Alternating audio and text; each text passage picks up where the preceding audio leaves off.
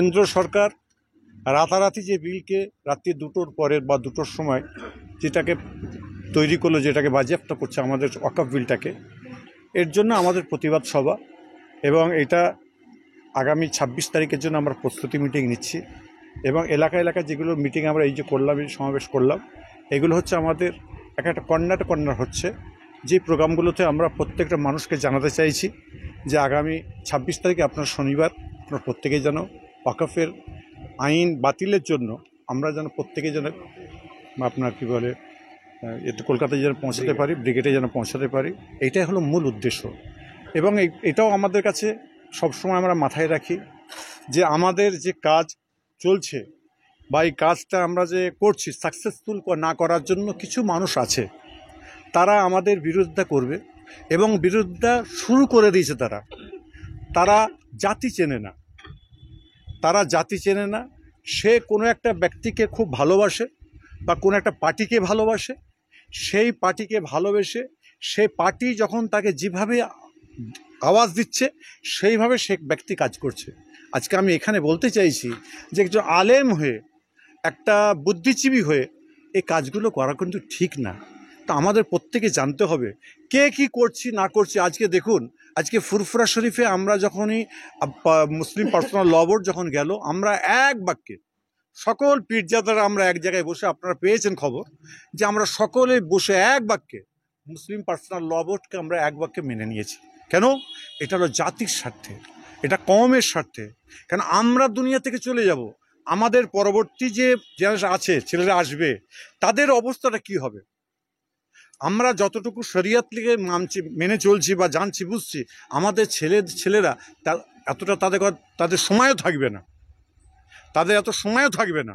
তারা আরও আপসেট হয়ে আপনার কী বলে আপসেট হবে, তারা আরও সমাজ ব্যবস্থা আরও ভালো জায়গায় চলে যাবে। তারই জন্য আজকে ওয়াকফের সম্পত্তি আমাদের মাদ্রাসা, আমাদের মসজিদ, আমাদের ঈদগাহ, কর্মস্থান। দেখুন, এমন একটা সময় আসছে, যদি এই বিল একদম রাইট করে ফেলে, আমরা কবর আর দিতে পারবো না, মসজিদে নামাজ আমরা আদায় করতে পারবো না, ঈদগাহ আমাদের কাছ থেকে ছিনিয়ে নেবে। তাহলে আমরা যাব কোথায়? আমাদের এটা অস্তিত্বের লড়াই, এটা আমাদের মানবতার লড়াই। এটা সর্বজাতির ভাইদের আমি বলতে চাইব যে শুধুমাত্র আমরা ওয়াকফের স্টেট নিয়ে আমরা যে কথাবার্তাগুলো বলছি, এটা শুধুমাত্র আমাদের মুসলিমের জন্য নয়, আমরা হিন্দু, মুসলমান, জৈন, খ্রিস্টান, বৌদ্ধ সকল ধর্মের মানুষের জন্য আমরা কিন্তু তাদের ভালাইয়ের জন্য আমরা কিন্তু এটায় খুব উঠে পড়ে লেগেছি। এবং 26 তারিখে আমাদের প্রোগ্রাম শুরু হলো। 26-এর পর থেকে আমাদের গাইডলাইন যেভাবে দেবে পার্সোনাল ল বোর্ড, সেইভাবে আমরা আগাতে থাকব। এবং আমাদের যে প্রোগ্রামগুলো হবে, আমরা শান্ত শৃঙ্খলার সাথে আমরা প্রোগ্রামগুলো করব।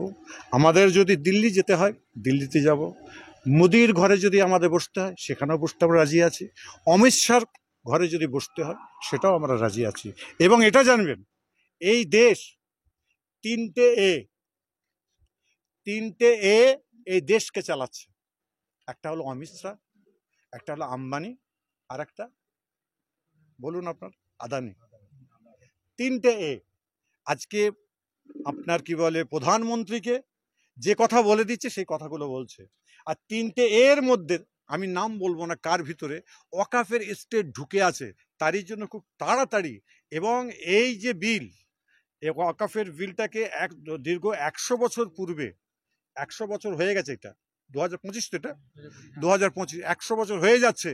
এই ওয়াকফের বিলটা ওরা পাশ করে, এরা আমাদের থেকে সব কিছু নেওয়ার জন্য 100 বছর ধরে এরা প্রক্রিয়া চালিয়ে এসেছে। সেই প্রক্রিয়া কিন্তু কমপ্লিট হচ্ছে। তারই জন্য ওরা কিন্তু খুব জোর কদমে লেগেছে। এরই জন্য আমাদের প্রত্যেককেই খুব জোর কদমে আমাদের কাজ করতে হবে ইনশাল্লাহ। 26-এ ব্রিগেড হঠাৎ একজন লাইভ এসে বলছে যে বাংলা পরিস্থিতি ভালো না, ব্রিগেড হবে না, কি বলবেন? দেখুন, ওটা তো বলবে, ওটা তো দেখেন, এটা তো আমি আপনার আগেই বললাম, তাই প্রোগ্রামে বলেও দিয়েছি, আমি বক্তব্যই বলে দিয়েছি। কিছু শ্রেণীর মানুষ তারা আছে, তারা আজকে এটাকে নিয়ে আপনার জলঘোলা করবে, এরা আমাদের আসতে দেবে না।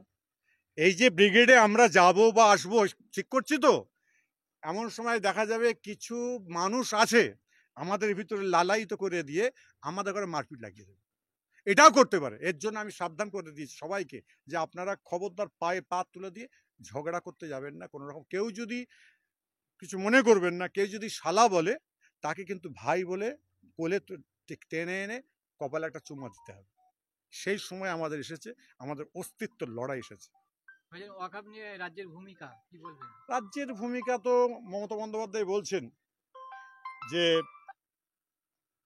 আপনার কি বলে আমি ওয়াকফ লাগু করতে দেবো না, মমতা বন্দ্যোপাধ্যায় বলছেন যেটা ঠিক কথাই। কিন্তু কেন্দ্র যখন তাকে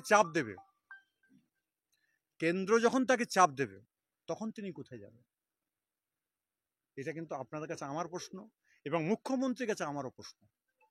কিন্তু দেখা যাচ্ছে যে মানে ওয়াকআপ বোর্ড যে ওয়াকআপ আইন পাশ হওয়ার আগেই রাজ্য সরকার ওয়াকআপ স্টেট ব্যাংকের এতে দুজন অমুসলিম নিয়োগ করে দিয়েছে নভেম্বরে, মানে ওটা কমিটি গঠন হয়েছে, ডিসেম্বরে হ্যাঁ, ফাইনাল। এটাও আমি খবর পেয়েছি।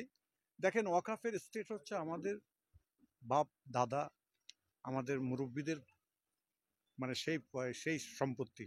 বলছে যে মুসলমানদের ভালোর জন্য এই বিল আনা, বলছে মুসলমানদের ভালোর জন্য যদি বিল যদি আনা হয়, তাহলে মুখ্য আপনার কি বলে আমাদের প্রধানমন্ত্রী বিল পাশ করতে চাইছে কেন? তাহলে ডাল মে কুছ কালা হ্যায়। কথা বুঝতে পেরেছেন? যে ব, একটা কথা আপনাদের লাস্টে বলে দিই, যে ব সে ক সেই র।